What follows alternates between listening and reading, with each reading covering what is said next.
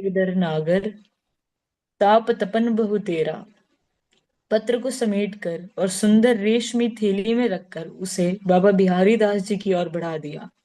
बाबा ने उसे लेकर सिर चढ़ाया और झोली में से डिबिया निकालकर उसमें रख दिया। गिरधर गोपाल को प्रणाम कर सब बाहर आए। मीरा ने एक बार पुनः प्रणाम किया। पहुंचाने कौन जाएगा? उसने दुदाजी से पूछा। मैं जाऊंगा, रायसल बोले। बाबा पुष्कर तक ही जाने का कह रहे हैं, किंतु आवश्यकता हुई तो वृंदावन तक मैं पहुंचा आऊंगा। महावीर रायसल को देखकर मीरा को संतोष हुआ। बिहारी दास जी के जाने से ऐसा लगा जैसे गुरु, मित्र और सलाहकार खो गया। संत रैदास जी का चरणाश्रय। कल गुरु पूर्णिमा है। मीरा अपने श्याम कुंज में बैठी हुई सोच रही है। सदा से इस दिन लोग गुरु पूजा करते आ रहे हैं। शास्त्र कहते हैं कि गुरु के बिना ज्ञान नहीं होता। गुरु ही परम तत्व का दाता है। तब मेरे गुरु कौन? वह एकदम से उठकर दूधा जी के पास चल पड़ी। दूधा जी के समीप जयमल बैठे थे। वे तलवार और भाले के दावों के विषय में पूछ रहे थे। दूधा जी उनकी शंका का समाधान करने के पश्चात बोले। समीप के युद्ध में जैसे तलवार, कटार, बर्छी उपयुक्त है, वैसे ही दूर की मार में भाला और तीर अपनी बराबरी नहीं रखते। विशेष रूप से तीर अधिक उपयोगी है। तुम चलाना सीख रहे हो ना? हाँ हुक्म। बचेट बीच वाले काकोसा फरमाते हैं कि तलवार से भी तीर अधिक कारगर है। तीर धनुष दूर या पास सभी स्थानों पर काम आते हैं। किंतु बाबू साहब, घोड़े पर बैठकर तीर चलाना, घोड़े की गति से तीर की गति, लक्ष्य और अपने बलाबल का साम्य बैठाना बहुत कठिन नहीं है। अभ्यास होने पर कुछ भी कठिन नहीं होता बेटे। यदि देह लचीली है, भुजाओं में बल है, मन में धैर्य और बुद्धि में निर्णय की शक्ति है, तो सफलता चरण तले रहती है। अपने साथ साथ अपने अश्व को भी साधो। योद्धा का आधा बल उसका अश्व है, यह मत भूलो। इसलिए गरीब राजपूत स्वयं भुने चने खाकर भी अपने अश्व को घी से सनी रातिब खिलाते हैं। राजपूतों की स्त्रियां अपने पति के अश्व की पूजा सेवा करती है, क्योंकि वही रण में विजय का बड़ा माध्यम है और घायल होने पर वही प्राणों पर खेलकर स्वामी को घर लाता है। इसी कारण नवरात्रि में शक्ति, करवाल और केकाण, घोड़ा दोनों की पूजा होती है। अतः ध्यान रखो कि तुमसे तुम्हारा अश्व योग्यता और बल में तनिक भी कम न हो। किंतु बाबूसा, युद्ध में अश्व कम नहीं मरते। तब फिर? जयमल ने पूछा। बहुत से अश्व को युद्ध के लिए एक साथ सधाया जाता है। तुम भी बड़े होकर चार पांच अश्व अपने लिए तैयार कर लेना। सबसे बड़ी बात यह है बेटा कि आदमी को घोड़े की सवारी आनी चाहिए। आदमी के प्यार, सेवा, एड़ और लगाम के संकेत से साधारण पशु भी विशेष हो जाता है और भूखा थका घायल होने पर भी स्वयं के प्राण निकलने तक वह अपनी बुद्धि के अनुसार घायल अथवा मूर्छित स्वामी की रक्षा करता है। बाबूसा, मुझे सैंधव और गांधारी अश्व कब मिलेंगे? बेटा, अभी तो तुम छोटे हो। जैसे तुम्हारी धनुष, तलवार और भाले छोटे हैं, वैसे ही अश्व भी छोटा है। बाबूजी हुक्म। पिताजी जैसा बड़ा कब हो जाऊंगा? तनिक रुको रुको भाई। मीरा इन दोनों को बात करते देखकर दूदाजी को प्रणाम करके जयमल के पीछे बैठ गई थी। अब उसे टोकते हुए वह बाबूसा के समीप आ गई। अहो जीजा, आप कब पधारी? खम्मा घड़ी। जयमल ने उठकर हाथ जोड़ अभिवादन करते हुए पूछा। जब आप तलवार तीर की क्षमता ज्ञात कर रहे थे, मैंने सोचा कि इन्हें समाधान मिल जाने पर अपनी बात पूछूंगी। पर आप हैं कि तलवार से भाले, भाले से तीर, तीर से अश्व पर आए और अब पटनी अश्व से सैंधव और सैंधव से गांधारी पर आकर कौन जाने आप युद्ध के किस चक्रव्यूह से निकलने के लिए कौन सा दाव पूछ बैठे। इसलिए बीच में ही टोक दिया है। मुझे मेरे नन्हे से प्रश्न का उत्तर मिल जाए तो आप अपना महाभारत पुनः आरंभ कर दीजिएगा। बाबजी हुक्म की तलवार जितने तो है नहीं और उनके बराबर होने की बात कर रहे हैं। जयमल और दूदाजी मीरा की बात पर हंस पड़े। कहो बेटा, क्या पूछना है? दूदाजी ने कहा। जयमल के समीप पड़ी चौकी को मीरा दूदाजी के पलंग से समीप खींच लाई। उस पर बैठते हुए बोली। बाबू साहब, शास्त्र और संत कहते हैं कि गुरु बिना ज्ञान नहीं होता। मेरे गुरु कौन है तो बाबा बिहारी दास जी, योगी निवृत्तिनाथ जी। जयमल ने कहा। आप रुकिए ना भाई, मीरा ने हंसकर कहा। मैं क्या झूठ कह रहा हूँ बाबू साहब? नहीं बेटा, पर वे मीरा के शिक्षा गुरु है, दीक्षा गुरु नहीं। दूदाजी ने उत्तर दिया। सुनो बेटी, इस क्षेत्र में अधिकारी अधिकारी को वंचित नहीं रखा जाता। त्रिषित यदि सरोवर के समीप नहीं पहुंच पाता तो सरोवर ही प्यासे के समीप पहुंच जाता है। तुम अपने गिरधर से प्रार्थना करो कि वे उचित प्रबंध कर देंगे। गुरु होना आवश्यक तो है ना बाबू साहब? आवश्यकता होने पर अवश्य ही आवश्यक है। यूं तो तुम्हारे गिरधर स्वयं जगत गुरु है। गुरु शिक्षा ही तो देते हैं। शिक्षा जहां से भी मिले ले लो। मंत्र? उसके इस छोटे से प्रश्न पर दूदाजी हंस दिए। भगवान का प्रत्येक नाम मंत्र है बेटी। उनका नाम उनसे भी अधिक शक्तिशाली है। यही तो अब तक सुनते आए हैं। वह कानों को ही प्रिय लगता है बाबू साहब। आखिर तो प्यासी ही रह जाती है। अनायास ही मीरा के मुख से निकल पड़ा। पर बात का मर्म समझ में आते आते ही सकुचा करके उसने दूदाजी की ओर पीठ फेर ली। उसमें इतनी शक्ति है बेटी कि आंखों की प्यास बुझाने वाले को भी खींच लाए। उसकी पीठ की ओर देखते हुए मुस्कुराकर दूदाजी ने कहा। जाऊं बाबू साहब? मीरा ने पीठ फेरे हुए ही पूछा। जाओ बेटी। जीजा ने यह क्या कहा बाबू साहब? और लाज काहे की आई उनको? वह तुम्हारे क्षेत्र की बात नहीं है बेटा। बात इतनी ही है कि भगवान के नाम में भगवान से भी अधिक शक्ति है। और उस शक्ति का लाभ नाम लेने वाले को मिलता है। मीरा श्याम कुंज में जाकर अपने गोपाल के सन्मुख बैठ एक तारा उठाया। मोहि लागी लगन गुरु चरणन की। चरण बिना मोहे कछु नहीं भावे। जग माया सब सपनन की। भव सागर सब सूख गयो है, फिकर नहीं मोहि तरनन की। मीरा के प्रभु गिरधर नागर, आस लगी गुरु सरनन की। और मारा सतगुरु बैगा आजो जी, मारे सुखरी सिर बहाजो जी। तुम बिछुड़िया दुख पाऊं जी, मैं मन माही मुरझाऊं जी। मैं कोयल ज्यों कुरलाऊं जी, कुछ बाहर नहीं कह पाऊं जी।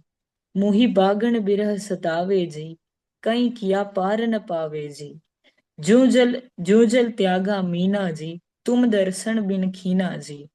जो चकवी रैण न भावे जी, वा ऊगो भाण सुहावे जी। ऊ दिन कदे करोला जी, मारे आंगन पांव धरोला जी। अरज करे मेरा दासी जी, गुरुपद रज की प्यासी जी। रात को स्वप्न में मीरा ने देखा, महाराज युधिष्ठिर की सभा में प्रश्न उठा है कि प्रथम पूज्य सर्वश्रेष्ठ कौन है, जिसका प्रथम पूजन किया जाए। ऋषि मुनियों की ओर से ध्वनि आई, श्री कृष्ण ही प्रथम पूजा के योग्य है। वृद्ध महारथी और ज्ञान वृद्ध परम भागवत भीष्म पितामह ने उठकर उनकी बात को दोहराया। युधिष्ठिर, श्री कृष्ण ही प्रथम पूज्य है। क्षत्रिय सभा में मरमर ध्वनि उठी। उसी समय कनिष्ठ पांडव सहदेव उठे। हम श्री कृष्ण का प्रथम पूजन कर रहे हैं। जिसे यह न रुचे, सैन्य न हो, उसको सिर पर मेरा वाम पद उसके सिर पर मेरा वाम पद। मेरा का हृदय गर्व से भर उठा। उसने नेत्र उठाकर ऊंचे सिंहासन पर विराजित उस मेघ वर्ण दिव्य वपु की ओर देखा। ओ छवि, सुषमा की उत्ताल लहरें लेता हुआ सौंदर्य सागर। नन्हा सा तो मानव मन, उसमें यह अपार रूप सागर समावे ही कैसे? जो थोड़ा बहुत समाता है, उसे सीमा में बंधी यह वाणी कैसे वर्णन कर पाए? वे अरुण अमल मृदुल चारु चरण अपने दोनों हाथों में भरकर देवी पांचाली के हाथों में थमी झारी से ढलते जल और नेत्र जल से धर्मराज ने अच्छी तरह धोए। कृष्णा ने आंचल से भली प्रकार पहुंचकर उन्हें धीरे से सुकोमल पाद पीठ पर रखा। वह प्रक्षालन जल अपनी देह पर छिड़क करके पान किया और फिर पूजा आरंभ की। गंग जनक हर्य धन सिंधुजा कर लालित पाद पद्मों की कुमकुम केसर अक्षत पुष्प भेंट से अर्चना की और इसके बाद भरतखंड के इस तुच्छ राज्य की भेंट सहित यह प्रथम पांडव श्री चरणों में प्रणत है कहकर युधिष्ठिर ने अयोनिजा देवी याज्ञसेनी के साथ अपनी ही चढ़ाई पूजन सामग्री पर मस्तक धर दिया। उनके साथ ही कोटि कोटि मस्तक झुक गए। ऋषियों ब्राह्मणों की ओर से स्वर उठा, कृष्णम वंदे जगत गुरु। उस घोष के साथ ही मीरा की आंखें खुल गई। कहाँ कहाँ गए मेरे प्राण, मेरे सर्वस्व। वह व्याकुल हो उठी। वे करुणा कृपा पूर्ण बड़े बड़े नयन, वह मधुर मुस्कान। युधिष्ठिर कैसे चाव से चरणों को धुर रहे थे। उनके हाथ मानो उन चरणों चरणों से विलग होना ही न चाहते हो। देवी देवी द्रौपदी और धर्मराज के मुख पर विनय, प्रेम और समर्पण के वे भाव। अपनी ही चढ़ाई वे वस्तुएं, वह बहुमूल्य पूजन समारंभ उन्हें अत्यंत तुच्छ लग रहा था। उनकी क्षण क्षण चंचल होती वह विवश दृष्टि मानो कहती थी कि यह चक्रवर्ती पद, धरा की यह संपत्ति, मेरी यह देह, ये प्राण, आह, कुछ भी तो ऐसा नहीं जो इन चरणों में चढ़ाकर तनिक सा संतोष पा जाऊं। यह सब तो पहले से ही इनका ही है। मैं इन्हें क्या भेंट करूं। यह अल्पमति अल्प प्राण युधिष्ठिर तो सदा से तुम्हारा ही है। केवल मेरे संतोष के लिए स्वीकृति प्रदान करके मुझे गौरव प्रदान करो मेरे प्रभु। धर्मराज के भाव कितने दिव्य हैं। ऐसे दिव्य भाव मुझे कब प्राप्त होंगे। कब प्राणों की व्याकुलता उन्हें कृपा परवश करेगी। वे सब लोग कह रहे थे कि कृष्णम वंदे जगत गुरु। सच, तुम ही तो सच्चे गुरु हो। आज तुम जिस संत के रूप में पधारोगे मैं उन्हीं को गुरु मान लूंगी।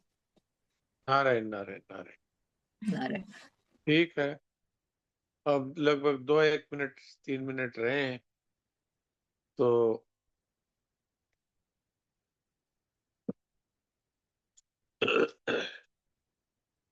ये मीराबाई कोई सतयुग में नहीं हुई है, द्वापर में नहीं हुई है, ये कलयुग में अभी लगभग 400 वर्ष पहले की बात। तो मीराबाई के वंशज हैं, उन्होंने ही ये मेरा चरित्र लिखा है। सौभाग्य कुंवरी राणावत जी हैं, जो उन्हीं के वंश की हैं, उन्होंने ये चरित्र लिखा है। नंदिनी उनसे मिली है वृंदावन में। तो ये हम लोगों का सौभाग्य है जो हम लोग ये मेरा चरित्र सुन रहे हैं। मीराबाई है, भगवान से इस तरह बात करती है जैसे हम अपने परिवारजनों से बात करते हैं।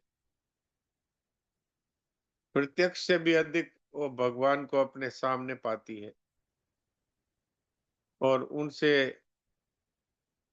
प्रत्यक्ष की भांति बातचीत करती है। आप और हम सब भी ऐसे बातचीत कर सकते हैं भगवान से। भगवान की तरफ से इसकी मनाही नहीं है, क्योंकि भगवान तो हमसे प्रेम करते ही हैं। अब हम उनसे प्रेम करें तो उनकी भूख मिटती है, क्योंकि भगवान के और तो कोई चीज की कमी नहीं है, पर प्रेम ऐसी चीज है जिसकी कभी पूर्ति नहीं होती। आप और हम भी देखो, जिससे हम प्रेम करते हैं, जबकि संसार में तो प्रेम की जगह ज्यादा आसक्ति होती है, फिर भी हम जिससे प्रेम करते हैं उसके प्रेम से हम कभी तृप्त नहीं होते। ये नहीं कहते कि बस बहुत हो गया प्रेम, क्योंकि प्रेम की भूख है वो सदैव बढ़ती है। बात प्रेम की है। प्रेम उसको कहते हैं जहां पर प्रेमास्पद के सुख से हम सुखी होते हैं। अपने सुख से सुखी होना ये है आसक्ति, और प्रेमास्पद के सुख से सुखी होना ये है प्रेम। राधा जी और कृष्ण जी के बीच में प्रेम का आदान प्रदान चलता है। लोगों के कहने की ये भाषा है, लेकिन वास्तव में वहां प्रदान ही प्रदान है, वहां आदान प्रदान नहीं है। मीरा ये चाहती है कि ठाकुर जी कैसे प्रसन्न हो, इसी तरह से राधा जी ये चाहती हैं कि कान्हा जी कैसे प्रसन्न हो, और कान्हा जी ये चाहते हैं कि राधा जी कैसे प्रसन्न हो। वहां पर अपने सुख की कल्पना